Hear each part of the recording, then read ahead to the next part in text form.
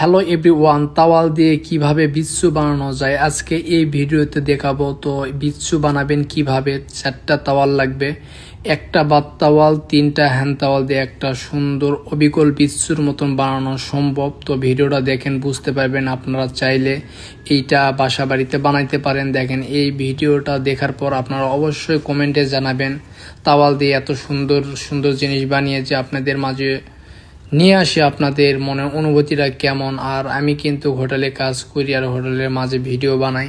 ঠিক আছে, যে আমরা কাজের চাপে এরকম সব ধরনের ভিডিও সব সময় দিতে পারি না, তবে যখন কাজ একটু কম থাকে ওই সময় ভিডিও বানাই। ভিডিও বানিয়ে আমি ফেসবুকে আপলোড দিই। আসলে আপনারা আমার ভিডিওগুলো অনেক পরিমাণ দেখে থাকেন, যার জন্য আমি নতুন নতুন ভিডিও বানিয়ে আপনাদের সামনে আসতে আমাকে অনেক বেশি ভালো লাগে। কারণ আপনাদের সাপোর্ট ভালোবাসা না পাইলে কিন্তু এগুলো ভিডিও বানাইতাম না।